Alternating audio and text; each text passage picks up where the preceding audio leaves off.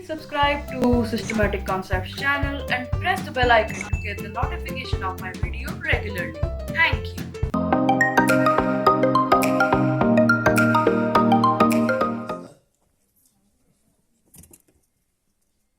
माननीय नाहर जी, आप बाहर हैं इस समय, लेकिन मैं देख रहा हूं। और मेरे प्रिय साथियों, अच्छा लग रहा है अपनी युवा पीढ़ी को सामने देखकर। मैं बधाई दूंगा एससीईआरटी को कि इसने राष्ट्रीय शिक्षा नीति के विभिन्न परिप्रेक्ष्यों को लेकर इस संवादात्मक रूप में जो चल सकती है। हम जब पढ़ते हैं तो बहुत से प्रश्न अपने से भी करते हैं, वो भी एक संवाद का रूप ले लेता है। अथवा इस गोष्ठी को संपादित कर रहे हैं। और भी अच्छा लगा जब सुबह आज बोर्ड रूम में गया तो सारी युवा पीढ़ी वहां बैठी हुई थी। मुझे बहुत अच्छा, यह ठीक है कि हम तकनीकी विकास की चर्चा कर लेते हैं, अध्यापकों के प्रशिक्षण की चर्चा कर लेंगे, कंप्यूटरीकरण का प्रश्न उठा लेंगे। ऐसे न जाने कितनी बातें शिक्षा नीति में आई हो। कई बार तो ऐसा भी लगता है कि जब लोग मुझे कहते हैं कि शिक्षा नीति पर बातचीत कीजिए, कोई विषय देता है, तो मुझे ऐसा लगने लगता है कि यह नीति उसी विषय को लेकर लिखी गई है। तो मैं देखता हूं कि अध्यापक और विद्यालय जो हमारे इस संगोष्ठी का, इस सम्मेलन का जो मुख्य बिंदु है, उस दृष्टि से जब मैं देखने लगा हूं तो मुझे कुछ बातें बहुत अधिक अपनी ओर आकृष्ट करने लगी कि संभवतः इन बिंदुओं की ओर ध्यान देना अनिवार्य है। मैं कुछ बात शिक्षा नीति के ही, क्योंकि सब जानते हैं इसलिए शब्द तो नहीं पढ़ रहा हूं, लेकिन भाव आपके समक्ष रखूंगा। इस शिक्षा नीति का पहला अध्याय अपने आप में एक संपूर्ण सारत्व को समाये हुए है। It is gist of the whole policy. यह एक बहुत महत्वपूर्ण तत्व आया है। दूसरा अथवा तीसरा अनुच्छेद है, पहला वाक्य ही बहुत मजेदार है। पहला वाक्य शिक्षा नीति का, और जिसे हम प्रायः भूमिका के रूप में छोड़ देते हैं, लेकिन पहला वाक्य इतना महत्वपूर्ण है, यदि हम उसे नहीं समझ पाएंगे तो लगता है कि हम शिक्षा नीति के साथ अन्याय करने जा रहे हैं। पहला वाक्य है कि बच्चे की संपूर्ण क्षमता का विकास, जो कुछ बच्चे में है उसकी क्षमताओं का विकास करना है। शिक्षा कहीं उसके साधन के रूप में आ जाती है। आपको ध्यान होगा 2002 से पहले जो भारत का संविधान बनता है, 1950 में जब आता है, अनेक संशोधन हुए और एक 86वां संशोधन 2002 में हुआ। 12 दिसंबर 2002 को वो घोषित होता है और उसमें शिक्षा को 45वें अनुच्छेद से लेकर किस में ढाला गया है?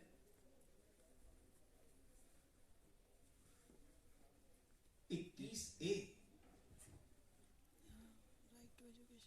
45वां राज्य के नीति निर्देशक तत्व हैं और 21A शिक्षा है और 21 जीवन का अधिकार है। देखिए संबंध बनाइए। 21 जीवन का अधिकार है, 21A शिक्षा है। क्यों नहीं कोई और अनुच्छेद डाला? 21A बनाने का एक सीधा कहीं अर्थ निकलता है कि शिक्षा व्यक्ति के जीवन के निर्माण का साधन है, उसके विकास का साधन है। इसलिए मैंने कहा कि पहला वाक्य भारत के संविधान के 21A को घोषित करता है। संभवतः हम उसका खोज नहीं कर पाए। हालांकि ये लंबी कहानी है, उसमें तो मैं नहीं जाऊंगा, केवल संकेत दूंगा। 21A क्यों आया? 45वां अनुच्छेद क्यों परिवर्तित किया गया? 45 हटाया नहीं गया। यह भी एक विचारणीय विषय है। अगर राष्ट्रीय शिक्षा नीति 5+3+3+4 प्रणाली को दे रही है, तो किस कारण से दे रही है? क्या उनके मन की इच्छा थी या संविधान की आज्ञा है? 4500 बड़ा स्पष्ट कहता है, जो अब बना है 45, पूर्व विद्यालय शिक्षा, अर्थात पहले पूर्व विद्यालय शिक्षा संवैधानिक दृष्टि से नहीं थी। ठीक है, वो कुछ निजी विद्यालयों में चल रही थी, परंतु आज इसलिए शिक्षा नीति को कहना पड़ रहा है कि हर विद्यार्थी को हम पूर्व विद्यालय शिक्षा देंगे, और उसके पीछे उन्होंने प्रश्न उठाया है समता का, समावेशन का। अभी तक क्या हो रहा था? कुछ निजी विद्यालय पूर्व विद्यालय शिक्षा दे रहे थे, परिणाम क्या निकल रहा था? केवल एक उदाहरण दूंगा, कैसे अन्याय हो रहा था। इस शिक्षा नीति ने उसे ठीक किया है। सरकारी विद्यालयों में अंग्रेजी पढ़ाई जाती है कक्षा 6 से 6, 7, 8, 9, 10, 11, 10 तक 5 वर्ष, और निजी विद्यालयों में अंग्रेजी पढ़ते थे जो पूर्व विद्यालय में आते थे, केजी, नर्सरी, यूकेजी, पहली, दूसरी, तीसरी, चौथी, पांचवी, छठी, 7वीं, 8वीं, 9वीं, 10वीं, 13 वर्ष। लेकिन सीबीएसई का दोनों को प्रश्न पत्र अंग्रेजी का 10वीं का समान आता था। यह अन्याय था, यह न्याय नहीं था। इसे कैसे दूर किया जाए? तो इसलिए शिक्षा नीति का प्रारंभिक अनुच्छेद उस न्याय की प्रक्रिया को स्वीकार करने का जब उठाता है, तो उसने उसका उपाय भी बताया कि हम पूर्व विद्यालय शिक्षा सिद्धांत दिया। उसने कहा संरचनावाद, कंस्ट्रक्टिविज्म, जिसका सीधा था बच्चा कोरी स्लेट नहीं है। प्रश्न है कि विद्यालयों में हम अभिभावकों को, जब ये पीटीए की चर्चा करते हैं, अभिभावकों को किस लिए बुलाते हैं? शिकायतों के लिए बुलाते हैं। पीटीए बन गया पीटीए, घर वाले कहते हैं पीटीए, और मां अभिभावक भी कहते हैं आप पीटीए। लेकिन वो था पेरेंट्स टीचर एसोसिएशन।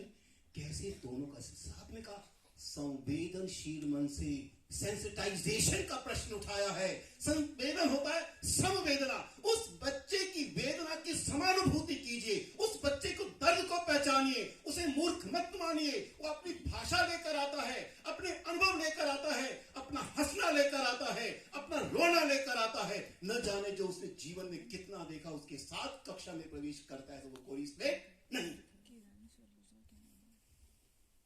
तो क्या हम उस बच्चे को पहचान पा रहे हैं? अगर कोई बच्चा बहुत अधिक कक्षा में घर पर बात करता है, छोटे बच्चे बहुत बात करते हैं, और माता पिता भी कहते हैं देखो पता नहीं नए नए माता पिता जो बनती है कितनी बातें करता है, ये करती है, हमने तो कुछ नहीं सिखाया फिर भी इतना बोल देता है। लेकिन उसी बच्चे को जब विद्यालय में उसकी अध्यापिका हिंदी में, अगर वो हिंदी माध्यम का है, हिंदी में अनुत्तीर्ण कर कर भेज देती है, तो मुझे आश्चर्य होता है, अरे उसे हिंदी नहीं आती या घर की बोली नहीं आती तो इतनी बातें कैसे करता? हमने क्या परखा? हमने क्या जाना? हम तो प्रश्न पत्र नहीं बना पा रहे और कहते कि बच्चा असफल हो गया, क्योंकि हमने उसकी समवेदना नहीं की, उसके स्तर पर नहीं गए। इसलिए कहती है सेंसिटाइजेशन।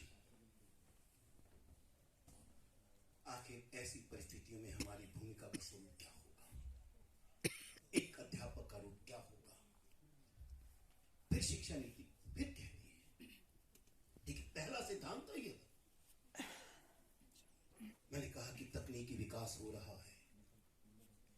दूसरे तीसरे अनुच्छेद में शिक्षा नीति कहती है इस कंप्यूटरीकरण के युग में, इस प्रौद्योगिकी के युग में, इस भिन्न प्रकार के जो परिवेश में जो ये वैज्ञानिक और विज्ञान का अर्थ ये नहीं होता जो हम लेते हैं, लेकिन जो भी जिस अर्थ में भी ले रहा है, ये जो प्रौद्योगिकी का विकास, टेक्निकल का विकास हो रहा है, इसके अंतर्गत कहता है नए प्रकार की चुनौतियां हमारे सामने आ रही हैं। हर बच्चा न जाने कितने छोटा सा बच्चा कहते मेरा मूड ठीक नहीं है। मैंने कहा बेटा मूड होता क्या है? छोटे छोटे बच्चे हम डिप्रेशन में हैं। डिप्रेशन होता क्या है? तनाव कहां से है, कैसे है? अब उस डिप्रेशन को दूर करने के लिए तकनीकी बहुत अधिक सहायता नहीं कर पाएगी। वो कुछ देर के लिए मनोरंजन की गतिविधियों वाले चीजें देख सकते हैं, लेकिन उसको पहचानने वाला, देखने वाला अध्यापक सामने तो हो। और फिर वह इसलिए कहती है शिक्षा नीति, जैसे जैसे यह समस्याएं बढ़ेंगी वैसे वैसे मानविकीय विषयों को, ह्यूमैनिटीज, मानविकी विषय, ह्यूमैनिटीज, इन विषयों की आवश्यकता बढ़ेगी। अरे मनस्तत्व की आवश्यकता पड़ेगी। और दुर्भाग्य से हम क्या कर रहे हैं? अपने बीएड के पाठ्यक्रमों में जो मानव के मन को पहचानने और समाज को पहचानने का सबसे सशक्त आधार है, वो दर्शन शास्त्र है और समाज शास्त्र है, हम उन्हीं को दूर करने में लग जाते हैं। यह शिक्षा नीति बार बार कहती है कि इन विषयों को शिक्षक शिक्षा में अनिवार्य स्थान होना चाहिए। अरे व्यवहारवाद, व्यवहार किसी सिद्धांत का निर्माण करता है और वह हमारे अनुभवों से आता है। हर सिद्धांत किसी न किसी व्यवहार का प्रतीक है, उस सूत्र रूप में आता है। मुझे ध्यान आता है सन 1990 में एक समिति बनी थी। सन 1986 में शिक्षा नीति आई थी, दूसरी शिक्षा नीति। उस शिक्षा नीति का आधार क्या था? उन दिनों में आप में से तो बहुत से लोगों का जन्म ही नहीं हुआ होगा। किन किन का नहीं हुआ था 1986 में? हाथ खड़ा करिए जरा।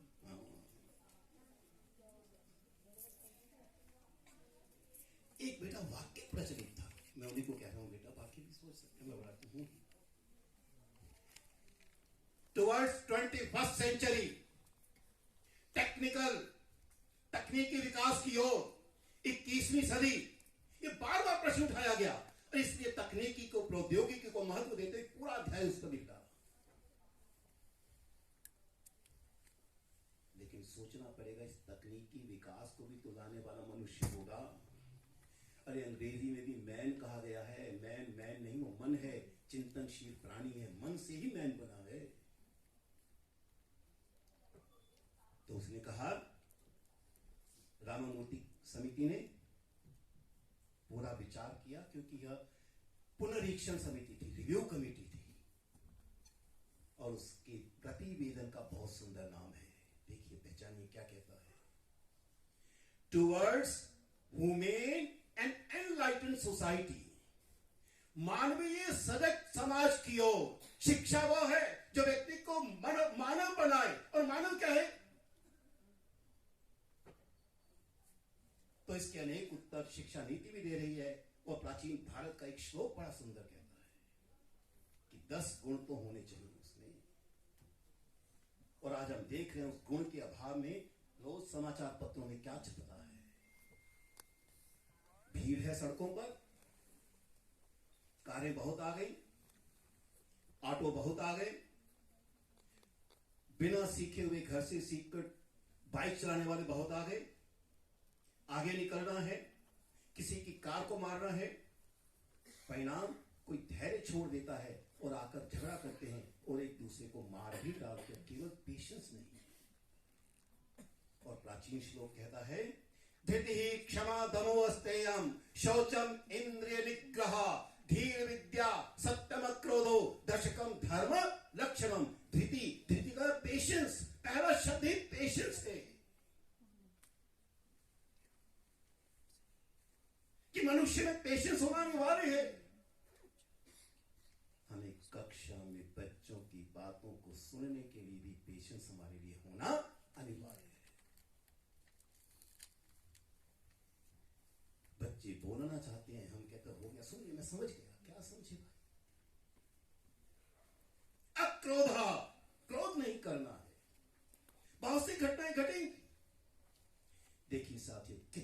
सुंदर रूप से शिक्षा नीति ने कहा, मानवीय अर्थात मानव बनाने के लिए जो ह्यूमैनिटीज यानी मानवीय विषय हैं, और उन मानवीय विषयों में 2 विषय बड़े महत्वपूर्ण हैं, 3 विषय, और मैं देख रहा था सभी पेपर्स में किसी ने उसकी चर्चा नहीं की है। यह शिक्षा नीति कहती है आर्ट ओरिएंटेड एजुकेशन, कलोन्मुखी शिक्षा। ये कला नहीं है, ये मनुष्य के भीतर की भावनाओं का प्रदर्शन है। हम देखकर बता सकते हैं कि अंततः व्यक्ति सोच क्या रहा है, उसका स्वरूप क्या है। फिर कहती है क्रीडोन्मुखी शिक्षा, गेम्स ओरिएंटेड एजुकेशन। और मजेदार तो बात यह है, इस गेम्स ओरिएंटेड एजुकेशन और आर्ट ओरिएंटेड एजुकेशन को उसने 21वीं सदी के कौशलों के साथ जोड़ा है, 21st सेंचुरी स्किल्स। और तब बहुत दुख होता है जब 2009 में हमारे राष्ट्र में एक शिक्षा का अधिनियम आता है, फ्री एंड कंपल्सरी एजुकेशन लागू कर दिया गया। लोग पढ़ते नहीं है, इसलिए कई बार मैं कहता हूं अच्छा भी है कि सबको सब कुछ पता नहीं चलता है। लेकिन जब वहां मैं उसे देखा, देखिए मनुष्य अपने आप को अभिव्यक्त कब करता है, हम कब अपने आप को एक्सप्रेस करते हैं? अरे भैया, व्यक्ति को इसलिए तो व्यक्ति कहा गया कि वो व्यक्त करता है, और व्यक्त भाषा से नहीं होता। जब भाषा आती है, हम बहुत सारी बातें अंदर छिपा लेते हैं। जो बोलते हैं वो करते नहीं, जो करते हैं वो कहते नहीं। कथनी करनी में अंतर रहता है, लेकिन चेहरा बहुत कुछ बता देता है, वो बहुत जल्दी नहीं छिपा पाता है। इसलिए तो किसी को कहना पड़ गया था कि भैया किताबें तो बहुत बड़ी होंगी, तुमने किसी का चेहरा भी पढ़ा है या नहीं?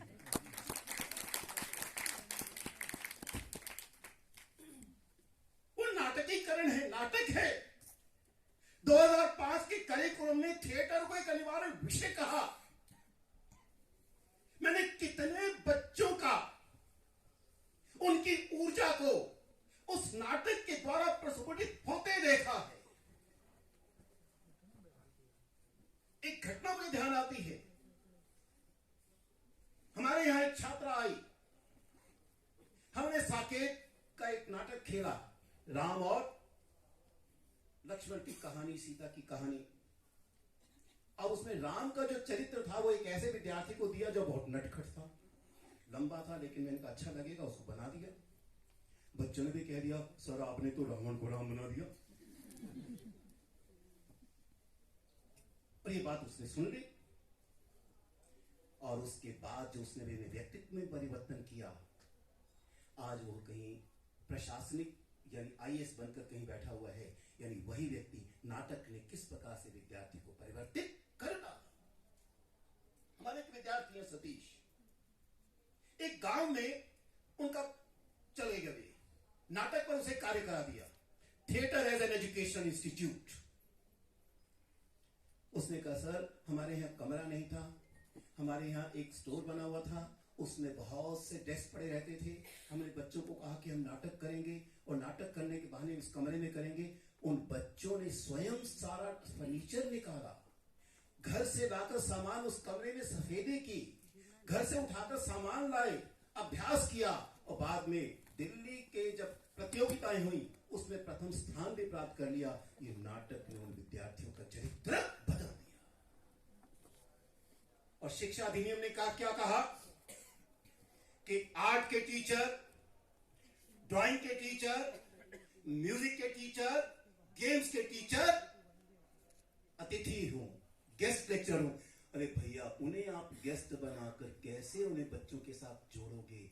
मुझे तो लगता है सबसे पहले तो इस हमारी शिक्षा नीति के अनुसार चलते हैं, ये अतिथि प्राध्यापक, तदर्थ यानी एडॉक टीचर रखना, गेस्ट टीचर रखना, कंट्रैक्चुअल रखना बंद करना चाहिए। कैसे जानोगे? उसे सारा दिन रहना है। एक को हम कहते हैं उसका संपूर्ण आकलन, हमने कहा फॉर्मेटिव असेसमेंट। असेसमेंट अर्थात आकलन। आकलन एक दिन में नहीं होता है, वो कई दिन चलता है, निरंतर चलता है, लगातार पड़ेगा। अतिथि और गेस्ट जब आता है वो तो एक कालाश के बाद जाएगा तो जाने का क्या चाहिए। कई प्रशासकों को समझना पड़ेगा। और इतना ही नहीं, गेम्स टीचर, मुझे तो कई बार लगता है कि उस अधिनियम ने ऐसे किए जैसे तराजू रखा हुआ है। 30 विद्यार्थी 1 अध्यापक, 60 विद्यार्थी 2 अध्यापक, 90 विद्यार्थी 3 अध्यापक, 120 4, 150 5, उसके बाद 5 से अधिक होते ही नहीं है। अरे जितने अधिक अध्यापक होंगे उनको अवकाश पर भी जाना है तो उन बच्चों का क्या होगा। इस शिक्षा नीति ने उस बिंदु को हटाया है, उस बिंदु को परिवर्तित किया है। उसने कहा है शिक्षा अधिनियम बदलिए। प्रयास चल रहा है सरकार के तौर पर, लेकिन वो समझ ले भी नहीं पाए हैं। बातचीत हो रही है। साथियों, कहने का अभिप्राय बनता है, बच्चा अत्यधिक ऊर्जा से युक्त होकर हमारे सामने आता है। वो एक मनस्तत्व लेकर आता है। उसके सामने बहुत सारे अनुभव उसके साथ जीवन से जुड़े हुए हैं। उन्हें पहचानने वाला कोई चाहिए, और मुझे लगता है वह अध्यापक हो सकता है। इसलिए शिक्षा नीति ने बार बार कहा पूरी शिक्षा व्यवस्था को चलाने वाला अध्यापक हो सकता है। तो कहीं ना कहीं यह बिंदु आर्ट ओरिएंटेड एजुकेशन, कलोन्मुखी शिक्षा आदि हमारे जीवन से चले गए। इसलिए मैंने पेपर्स में नहीं देखा किसी ने इस बात को जोड़ा हो, जबकि व्यक्ति के व्यक्तित्व का विकास तो आधार ही यही है। संगीत को देख लीजिए। मैं कई बार कहा करता हूं, ये संगीत क्या होता है? आवाज तो शोर में भी होती है। शोर की आवाज अनियंत्रित होती है, कोई उसका नियंत्रक नहीं है। अपनी अपनी ढपली, अपना अपना राग। लेकिन संगीत की आवाज 7 सुरों में अनुशासित हो जाती है और हमारा सुनने को मन करता है। मैं कहता हूं संगीत अनुशासन सिखाता है। जब जब जीवन अनुशासित होता है, संगीत बनता है। अनुशासन ही होता है तो शोर बनता है। यह संगीत केवल एक विषय नहीं। शिक्षा नीति ने बड़े सुंदर ढंग से इस बिंदु को भी हमारे सामने उठाया। एक और बिंदु शिक्षा नीति ने बहुत मजेदार कहा है। यह शिक्षा नीति कहती है आप पढ़ाते हो, अच्छी बात है। हालांकि पढ़ाने का अर्थ क्या होता है हम कई बार समझ नहीं पाते हैं। अच्छा है जो पढ़ाया जा रहा है वो सीखे बच्चा, लेकिन कितने पुस्तकें पढ़ाओगे, कितनी सामग्री पढ़ाओगे? बच्चों को पढ़ने योग्य बनाना है। इसलिए शिक्षा नीति ने कहा, जिसकी ओर हमारा ध्यान नहीं है, मैंने पेपर्स में देखा वो कहीं कहीं बिंदु आया हुआ है। Teachers student should not only learn, they should also learn how to learn. बच्चों को यह सिखाना पड़ेगा कैसे सीखा जाता है। मैं कहता हूं किताबें मत पढ़ाओ, किताबें पढ़ना सिखाओ। How to go through a book, how to study a पुस्तक। बड़े सुंदर ढंग से शिक्षा नीति ने इस बिंदु को भी हमारे सामने उठाया है। एक और मजेदार बात इस शिक्षा नीति ने उठाई है। बहुत सी बातें हैं, लेकिन मैं कुछ बातें आपके समक्ष रख रहा हूं संकेत के रूप में। एक और बड़ी मजेदार बात इस शिक्षा नीति ने सिखाई है, बताइए। उसने कहा फॉर्मेटिव असेसमेंट, और 3 शब्दों का प्रयोग किया है। Assessment for, assessment of, assessment as. आकलन है, असेसमेंट है। होता क्या ये असेसमेंट? साथियों, 2 शब्द और भी हैं। शिक्षा नीति ने उनके प्रयोग में परहेज की है। 2 स्थानों पर आया है, लेकिन परहेज की है। एक शब्द है मूल्यांकन, इवैल्यूएशन, और दूसरा है परीक्षा, परीक्षण। शिक्षा ने परीक्षा की चर्चा नहीं की, शिक्षा ने मूल्यांकन की चर्चा नहीं की, लेकिन किसकी बात की? असेसमेंट की, आकलन की। क्यों? उसने पहले उसी सिद्धांत में दिया कि बच्चे को पहचानो, उसमें बहुत कुछ है। हिंदी में एक सुना है मुहावरा है कि जब बच्चा पालने में होता है तो पता लग जाता है ये क्या है। क्या मुहावरा है?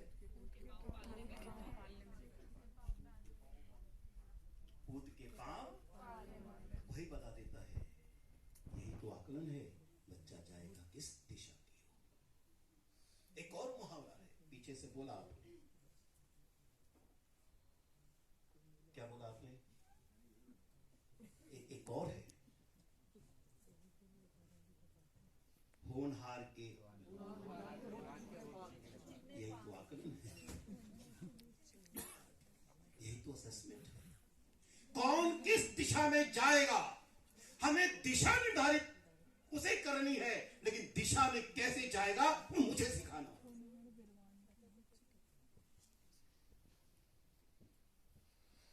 कितने सुंदर ढंग से शिक्षा नीति ने एक बात और कही, उसकी ओर भी मैंने कहीं नहीं पाया, और वह लिखा बहुत ही सुंदर है। वो कहा है, कक्षा में एक पुस्तक से कार्य नहीं चलेगा। टीचर्स और द स्कूल्स और द इंस्टीट्यूशन शुड चूज और use bunch of the books. अनेक पुस्तकों को साधन बनाना पड़ेगा। अरे बच्चों का स्तर अलग है, तो एक ही पुस्तक से काम कैसे चलेगा? तो उसने बंच ऑफ बुक्स का प्रश्न उठाया है। मुझे लगता है वह भी हमारे सामने बहुत बड़ी चुनौती होगी, जिसकी ओर हमें सोचना होगा। एक और बड़ी मजेदार शिक्षा नीति ने उठाई है। इसने कहा है दूसरे अध्याय में शिक्षा नीति कहती है, to create a culture of reading, पठन संस्कृति का निर्माण करना। हमारे हाथों में फोन तो आ गए, लेकिन हमने बच्चों को फोन का प्रयोग नहीं सिखाया, फोन तो उसके हाथों में दे दिया। और पठन संस्कृति तो हम समझते हैं बच्चों से गायब हो रही है। पुस्तकें पढ़ने में कितनी कठिनाई है। आपके SCERT का ही बाहर लिखा हुआ है, थैले के ऊपर, लोग जिसे कहते हैं, क्या उद्देश्य, क्या लक्ष्य है SCERT का? स्वाध्यायन मां प्रमदः। क्या है स्वाध्यायन मां प्रमदः? ये स्वाध्यायन है, स्वाध्यायात मां प्रमदः। स्वाध्याय कहते हैं सेल्फ स्टडी, स्वाध्याय अपने आप पढ़ना, और मां का मतलब नहीं, प्रमदः आलस्य, अपने पढ़ने से आलस्य मत करो। यही तो है रीडिंग ऑफ कल्चर क्रिएट करना। हम कैसे निरंतर अपने आप को अध्ययनशील बना लेते हैं, और केवल पुस्तकें नहीं, अपने मित्रों को भी हम उनका भी अध्ययन कर सकते हैं। यह शिक्षा नीति सिलेबस की बात नहीं कर रही है, ये पाठ्यचर्या की बात करती है। ये पाठ्यक्रम नहीं, पाठ्यचर्या, सिलेबस नहीं, करिकुलम की बात करती है। जैसे ही मैं संस्था के भीतर पांव रखता हूं, मेरी पाठ्यचर्या प्रारंभ हो जाती है।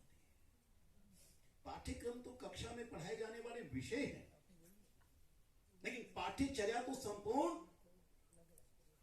यानी अगर प्रधानाचार्य मुझसे रुष्ट हो जाए, उसे कैसे प्रसन्न करना है, यह भी तो पाठ्यचर्या है। पीछे से कुछ भी कहते हैं, लेकिन सामने कुछ और कह देते हैं, यह भी तो पाठ्यचर्या है। बच्चों का एक साथ बैठना या प्रतिदिन उसी डेस्क पर आकर बैठ जाना इतना लगाव हो जाता है, अभी पाठ्यचर्या का अंग है। फिर हम कहते हैं सबसे मिलकर हो, जब मुझे बैठना ही वहां है तो सबसे कैसे मिलकर आ जा सकता है। ये जो जीवन के छोटे छोटे पहलू हैं, मुझे लगता है शिक्षा नीति इन सब की भी चर्चा कर रही है।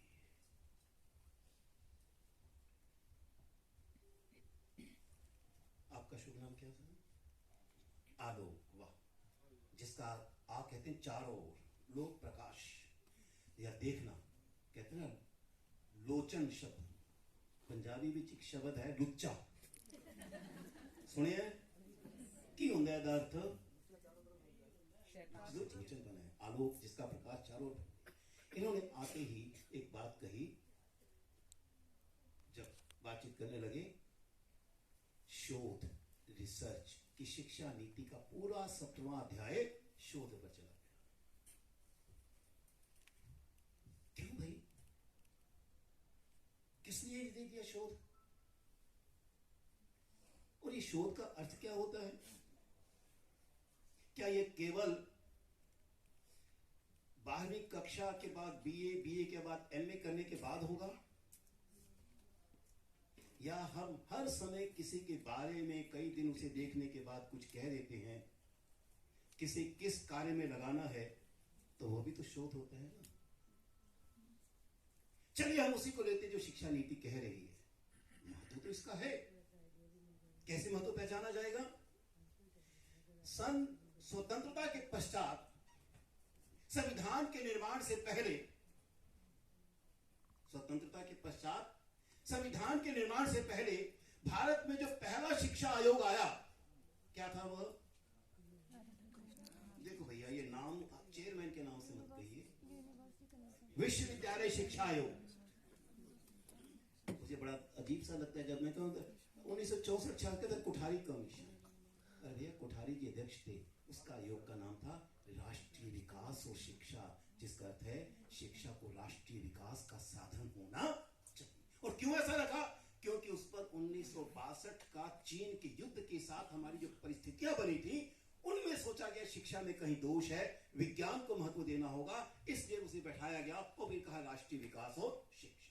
लेकिन विश्वविद्यालय आयोग, मैंने क्यों कहा विश्वविद्यालय? इस आयोग के जो टर्म्स ऑफ रेफरेंस थे, जो संदर्भ था, उसमें तीसरा संदर्भ बड़ा महत्वपूर्ण है। उसने कहा ज्ञान के निर्माण हेतु शिक्षा यानी विश्वविद्यालय शिक्षा को जुड़ना होगा, ज्ञान का निर्माण करना होगा। इसलिए उसने शोध का प्रश्न उठाया है और उसने 3 शब्दों में भी अर्थ बताया है, स्कॉलर, इन्वेंटर भी कहा है उन्हें, लेकिन बताया है कि वो इन्वेंटर कैसे हो सकता। खैर, वहां से शोध शुरू होता है, लेकिन इस शिक्षा नीति ने विशेष रूप से कहा है कि शोध का प्रारंभ, ध्यान दीजिएगा मैं किसी खास कारण से ये कह रहा हूं, शोध का प्रारंभ विश्वविद्यालय में होगा, लेकिन प्रारंभ स्कूल से होगा। इसलिए चौथे अध्याय में, चतुर्थ अध्याय में भाषा की चर्चा करते हुए शिक्षा नीति कहती है बच्चों को, विद्यार्थियों को विद्यालयों में परियोजनाएं, प्रोजेक्ट्स दीजिए, ताकि आगे शोध करने के, प्रारंभ करने के लिए उसका अभ्यास यहां हो जाए। यानी आप विद्यालय शिक्षा में भी परियोजना के द्वारा, प्रोजेक्ट के द्वारा शोध की प्रवृत्ति का निर्माण कर सकते हैं। बच्चा स्वयं है, स्वयं खोजी है, बहुत कुछ कहने की आवश्यकता नहीं होती है। मैं कई बार भाषाओं की कक्षाओं में जाता हूं, तो अध्यापक वाचन करते कहते जी आदर्श वाचन। मैंने कहा भैया आदर्श वाचन कहाँ से है? ना तो वहाँ यति है, ना गति है, ना उच्चारण है। एक बच्चा था, वो बहुत सुंदर यति करता था, गति करता था, यानी कब देश बोलना है, कब ऊंचे जाना है, कब नीचे जाना है, उच्चारण भी शुद्ध है। उसका वाचन आदर्श हो सकता है, अनिवार्य नहीं कि पढ़ाने वाले का वाचन आदर्श वाचन।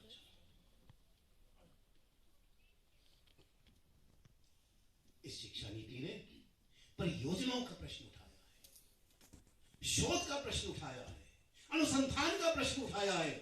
लेकिन मजेदार बात तो यह बनती है जब ये शिक्षा नीति कहती है कि भैया हम अपने 21वीं सदी के कौशलों के निर्माण के साथ साथ भी अपनी प्राचीन भारतीय ज्ञान परंपरा को देख रहे हैं, तो क्यों कहा? साथियों, उसी तैत्तिरीय उपनिषद ने बहुत ही सुंदर इसका उत्तर दिया है। इस तैत्तिरीय उपनिषद ने, उपनिषद अद्भुत है। हम डायलॉग की बात आज करते हैं, लेकिन उस समय डायलॉग, वो तो पूरी संपूर्ण शैली डायलॉग की थी। शिक्षा नीति ने कहा अनुसंधान, अरे अनुसंधान से पहले तो संधान चाहिए ना। अनुसंधान का अर्थ है ज्ञान तो खोजा जा चुका था, नई परिस्थितियों में उसे लागू कैसे करोगे। इसलिए हम उसमें एक अध्याय जोड़ते हैं जो पुराने पहले कार्य हो चुके हैं उसे क्या कहते हैं हम, सर्वे ऑफ रिलेटेड लिटरेचर, कि उन परिस्थितियों में यह परिणाम निकला था, अब नई परिस्थितियों में क्या निकला, इसलिए तो हमसे रिसर्च सच और री। लेकिन प्राचीन भारत में बड़ा मजेदार कहा, कहता है आचार्यों को जीवन में इस संसार में एक भी संकल्पना ऐसी नहीं है जिसे भाषा के बिना समझा जा सके।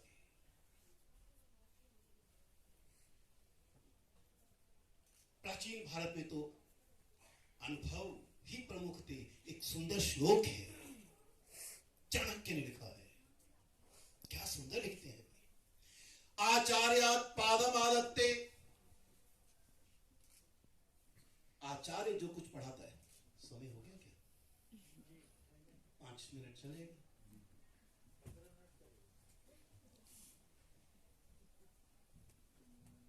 आचार्यात् पादम आदत्ते, आचार्य से तो 25% पाता है। पादम स्वमेधया, अध्यापक ने जो पढ़ाया है जरूरी नहीं कि बच्चा उसे स्वीकार करे, अपनी मेधा भी वहां जोड़ता है, इसलिए 25% वो अपनी मेधा से पाता है। पादम स्वब्रह्मचारी भी, और 25% वो अपने साथियों से पाता है, जिसे आज हम कहते हैं पीयर रिव्यू। और फिर पादम काल क्रमेण, और 25% वो समय से पाता है। यह है अनुभवात्मक एक्सपीरियंशियल लर्निंग, यह है एक्सपीरियंशियल लर्निंग। अगर बच्चे के पास अनुभव है तो उससे हम सारी संकल्पनाओं को खोज सकते हैं। We can find all the concepts. इसलिए प्राचीन भारत में कहा गया प्रवचनम संधानम, कहने का अर्थ बनता है केवल एमए या बीए या 4 वर्षीय डिग्री के बाद शोध प्रारंभ नहीं होगा। मैं अपनी कक्षा में भी बच्चों के अनुभवों के आधार पर अगर सिद्धांतों का निर्माण कर सकता हूं तो वह भी शोध है, प्रवचनम संधान। लेकिन उसके लिए प्रश्न करना आना चाहिए। इसलिए शिक्षा नीति ने कहा अध्यापकों को प्रश्न करने का अभ्यास चाहिए। साथियों, ना जाने इस शिक्षा नीति ने ऐसे कितने सुंदर सुंदर तत्वों को हमारे सामने रखा है। आखिरी बात कहकर समाप्त करूंगा। बहुत सारे तत्व हैं, लेकिन एक मूल तत्व जिसकी ओर कभी भी ध्यान हमारा नहीं जा रहा है। इस शिक्षा नीति ने भाषा को सर्वाधिक महत्व दिया है। लैंग्वेज कहा है उसमें, लैंग्वेज इज ए पावर, भाषा शक्ति है। सच तो है, हम भाषा के कारण ही तो किसी को अच्छा अध्यापक किसी को बुरा अध्यापक कह देते हैं। कोई जानता बहुत कुछ है लेकिन अभिव्यक्त नहीं कर पाता, कोई अभिव्यक्त बहुत अच्छा करता है लेकिन जान नहीं पाता, जानता नहीं है। वैसे फिर प्राचीन भारत ने एक बहुत सुंदर कहा है किसी स्थान पर, एक मालविकाग्निमित्रम नाटक है कालिदास का, उसके दूसरे अध्याय में एक श्लोक आता है। एक 8वीं क्लास की बच्ची आती है, अंकल मुझे इस प्रश्न का उत्तर बता दोगे? मैंने पढ़ा, एनसीईआरटी किताब थी, एनसीईआरटी किताब की विशेषता यही है कि उसके ना तो प्रश्न समझ आते हैं ना भाषा समझ आती है। तो मैंने पूछ ही लिया, क्षमा याचना सही, कि बेटा प्रश्न समझ आया? कहती है नहीं। मैंने प्रश्न समझाया? कहती है मैं समझ गई, मैं लिख लूंगी। अर्थात भाषा प्रमुख तत्व है। अगर बात समझ आई है, बच्चे के पास भी भाषा है, वो अपने आप को अभिव्यक्त कर सकता है। इसलिए शिक्षा नीति कहती है language is power, multilingual is. Please subscribe to Systematic Concepts channel and press the bell icon to get the notification of my video regularly. Thank you.